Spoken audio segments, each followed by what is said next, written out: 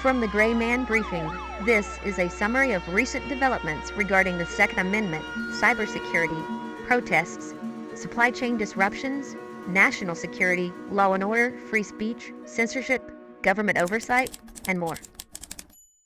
For the second quarter of 2025, this is Update 8 to the Gray Man Briefing's summary of recent developments. Looking at the sword map across the nation, localized developments include New Jersey suffers additional ground stops while dealing with labor strikes shutting down the transit systems. VBIED attack in California, tornado outbreak in Missouri, Kentucky, Ohio, and Illinois that kills dozens. Illinois lawmakers look to lift nuclear power moratorium. Schools force trans agenda in California. Rhode Island raises Palestinian flag. Raw milk remains legal and agricultural sector protected in North Carolina. Water restrictions issued in Maryland. ISIS attack in Michigan. Labor strikes in California. Antifa and pro-Palestinians riot in Washington.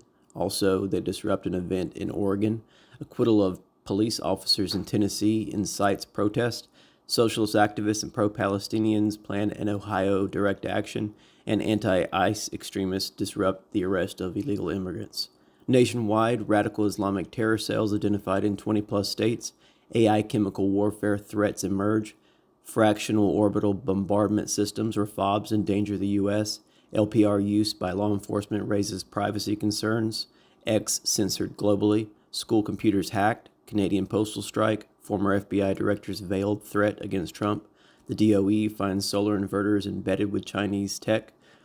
Fertilizer disruptions develop, solar tax credits extended, and pro-Palestinians continue nationwide protest at universities.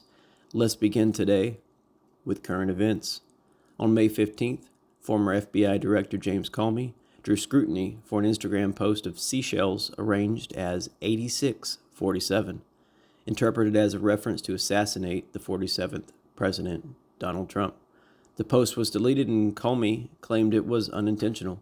The White House condemned the post and the Secret Service have launched an investigation. Shifting now into the Second Amendment, on May 16th, the DOJ ended litigation with rare breed triggers, no longer classifying forced reset triggers, or FRTs, as machine gun conversion devices. In line with the Supreme Court's ruling in Cargill versus Garland, the settlement allows return of seized FRTs and requires rare breed to stop producing FRTs for pistols. The DOJ also dropped appeals in related bump stock cases, admitting the ATF exceeded its authority there. This marks a reversal of Biden-era firearm policies. Gun right activists or advocates call it a win. Gun control groups say it effectively legalizes rapid-fire devices. Moving into government oversight, on May 16th, the city of Providence, Rhode Island, raised the Palestinian flag to honor the Palestinian American community. The mayor there approved the ceremony, but the Jewish Alliance of Greater Rhode Island criticized the event, citing its alignment with Nakba Day. The mayor acknowledged the need for formal flag policies. A Palestinian flag also now hangs inside the city council's chamber. The event underscores concerns around anti-U.S. officials infiltrating U.S. state and local governments. Moving into the supply chain and infrastructure, the Department of Energy discovered undocumented cellular radios embedded in Chinese-made solar inverters and batteries. These devices connect renewable systems such as solar panels to power grids and could bypass firewalls to enable remote sabotage. Lawmakers are now considering bans on federal use of such components. The former NSA director warned that China seeks to compromise core infrastructure. Utilities are exploring safer supplies and suppliers as a precaution. In Nebraska, fertilizer shortages are reported due to high spring demand. National reports confirm market volatility, inventory issues, and pricing spikes for nitrogen-based fertilizers. These disruptions could impact planting and crop prices. Off-grid and self-reliant communities should prepare for supply and cost fluctuations. On May 9th, Baltimore's Department of Public Works enacted water restrictions amid drought conditions and low reservoir levels. The city asked residents to limit outdoor water use and report leaks. Officials described the reservoir as being at its lowest level in 20 years. On May 16th, New Jersey transit services were halted by a strike from the Brotherhood of Locomotive Engineers and Trainmen, or BLET. These included Metro North lines impacting travel to Manhattan, limiting bus options coverage to only 20% of commuters. The strike, the first major one in New Jersey, at least since 1983, affected over 350,000 daily riders. Protests began early at key transit hubs in New Jersey and New York. Also, between April 28th and May 19th, Newark Liberty International Airport had at least 5 major delays tied to staffing issues and comms outages. The most recent occurred on May 19th. These stoppages disrupted flights, caused logistical challenges. Authorities cite internal technical problems and personnel shortages. Continued delays may affect summer travel operations. Canada Post workers could strike as early as May 22nd after stalled union talks. A strike would hurt businesses and rural communities reliant on mail. Separately, the Canadian Post suspended services to Russia, Israel, North Korea, all citing logistical and safety issues. On May 11th, the USDA announced a suspension of cattle, horse, and bison imports through U.S. ports along the southern border from Mexico, responding to the spread of New World screwworm. The suspension will be reviewed monthly, with livestock subject to inspection and treatment before entry. On May 9th, Illinois lawmakers reviewed SB 1527. That's a bill that would lift the state's ban on building new nuclear reactors larger than 300 megawatts within the state. The bill proposes amending the Public Utilities Act to eliminate the moratorium until federal authorities can approve safe nuclear waste disposal technology. So basically, it's the climate folks getting in the way of nuclear energy being put in the state. On May 6th, North Carolina approved legal raw milk sales and passed legislation protecting farm loans from ESG discrimination. Moving into law and order, the Michigan Supreme Court ruled that life without parole for 19 to 20-year-old violates the state's constitutional ban on cruel punishment. The ruling builds on protections previously given to 18-year-olds. About 600 inmates could be resentenced, including 285 from Wayne County alone. Supporters say it reflects adolescent brain development. Critics worry about releasing violent offenders. So basically, up to 600 violent offenders could be released early. Also, make sure to continue to monitor local news regarding that prison escape in Louisiana to determine if any of those inmates could be in your area, as they're likely seeking shelter and supplies at this point. Flock Safety, known for its automated license plate readers or LPRs, is developing Nova, a tool that combines vehicle tracking with personal data from brokers and public records. Used in early access by law enforcement, Nova allows identification of people associated with a vehicle owner, such as family or associates, using 20 customizable data sources. The tool enhances policing capabilities but raises privacy concerns. Critics argue it enables profiling through indirect data links. Flock states it simply streamlines existing investigative tools. Really, it just gives police access to the same tools citizens already have access to right now. It simply bundles it and makes it easier to access. On May 7th, school software provider PowerSchool confirmed hackers began targeting individual school districts with extortion demands using data from a 2024 breach. The original breach exposed sensitive information of student and staff, including social security numbers and medical alerts. PowerSchool had paid a ransom to prevent that release, but the attackers returned. At least four school districts have been approached for an additional ransom. On May 12th, a federal judge ruled that a union school in California violated parents' First Amendment rights by denying opt-out options for gender identity lessons. The case stemmed from a 2024 incident involving the book My Shadow is Pink, read to fifth graders. The court found compelling children to support unwanted views is unconstitutional. The ruling reinstates parental rights in educational content. The school may need to revise its opt-out policies. On May 8th, West Ward Elementary in Michigan reversed a prior decision banning Christian songs at a talent show. Legal intervention by the First Liberty Institute prompted the school to acknowledge students' First Amendment rights. The district clarified that religious songs are permitted if aligned with the code of conduct.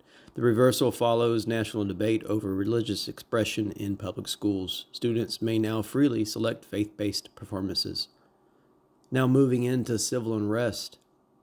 Between April 29th and May 20th, the U.S. saw multiple instances of civil unrest involving far-left groups, pro-Palestinian activists, and labor unions. In Los Angeles, over 20,000 county workers represented by SEIU Local 721 conducted a 48-hour strike protesting stalled contract negotiations. In Seattle, Washington, Antifa and pro-Palestinian demonstrators at the University of Washington escalated their protest into occupation, basically setting up barricades and igniting fires to block police access. The university reported over $1 million in property damage. In Portland, Oregon, 150 transgender and Antifa demonstrators opposed a women's rights event hosted by Rally Gains and Turning Point USA. This led to attempted building breaches. Moving on now, in Memphis, Tennessee, public outcry followed the acquittal of 3 police officers charged in the death of Tyree Nichols, a black man, prompting renewed protest and national activist involvement. Even though all officers were also black, those that were involved, and a use of force expert witness testified in court that officers, quote, acted in compliance with police department policies and widely accepted law enforcement standards. In Dayton, Ohio, pro-Palestinians and Socialist planned an anti-NATO rally with incoming protesters arriving via out-of-state buses, highlighting broader ideological opposition to U.S. military alliances. In Worcester, civil unrest erupted when local residents attempted to block an ICE vehicle arresting an apparent illegal immigrant, resulting in secondary arrest after an officer was assaulted.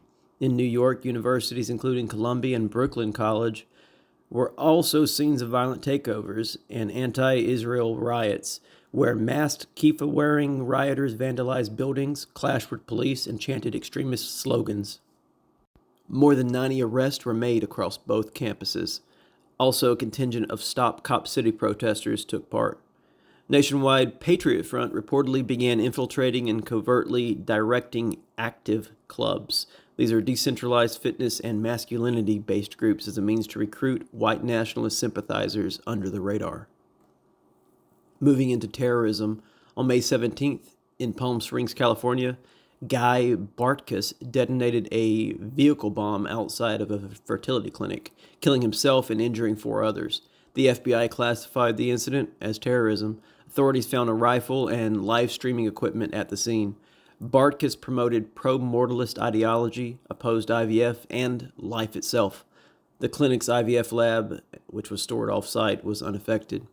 On May 13th, an ISIS-inspired man, Ammar Saeed, was arrested in Michigan for planning a mass shooting at the TACOM military base. He had launched a drone near the facility and provided weapons training to undercover agents. Saeed had been under surveillance since 2024 and was previously discharged from the National Guard there. He now faces multiple terrorism-related charges. The FBI led the investigation. And a reliable open-source intelligence source reported that ISIS and al-Qaeda affiliates are active in at least 2 cities across at least 21 states, as you'll see on the map there. A DIA, or Defense Intelligence Agency, report titled Golden Dome for America detailed missile vulnerabilities across U.S. regions. The assessment, it cited ICBMs, SLBMs, and LACMs, hypersonics, and FOBS, as key threats from adversaries such as China, Russia, Iran, and North Korea. The Midwest and West face ICBM and SLBM risk, while coastal areas face cruise, missile, and hypersonic threats. The proposed Golden Dome system aims to integrate multi-layered defenses. China's missile inventory is expected to grow significantly by 2035. Also of note, FOBS is basically, it can hit anywhere in the U.S. Moving on, from May 5th through the 8th, Interpol and global partners held a summit on emerging chemical and artificial intelligence-driven security threats. Non-state actors are increasingly using AI for chemical weapons planning and propaganda. Weak regulations and tech misuse increase proliferation risk. The summit included agencies from 100-plus countries. The group urged an international response to prevent AI-enhanced weapon of mass destruction threats. Now shifting into natural disaster, a tornado outbreak struck Kentucky and Missouri between May 16th and 17th, resulting in at least 27 fatalities, Kentucky reported 14 deaths, with 12 in just the London-Somerset area, while Missouri confirmed 7 deaths, including 5 in St. Louis. The storm caused widespread structural damage and disrupted power to more than 100,000 customers. Tornado watches remained active across the state as the days continued. We're looking at censorship now. Following renewed conflict with Pakistan, the Indian government issued executive orders to X, or Twitter, to block more than 8,000 accounts within the country. The targeted accounts include prominent users, Pakistani journalists, and international news organizations. The government threatened legal action, including fines and jail time against X's Indian employees if the company failed to comply. X partially complied while also voicing opposition, calling the directive excessive and a violation of free speech. The censorship order is part of a broader clampdown that includes blocking Pakistani YouTube channels and Instagram content. So that is it for this week's summary of recent developments. Remember that these briefings are delivered in real time to Grayman Briefing subscribers, sent via the Telegram and Signal apps, and also via weekly emails. Please interact with this broadcast to help its engagement and increase views. Thanks for listening, and as always, remain aware, be vigilant, and stay safe. And sign up at graymanbriefing.com.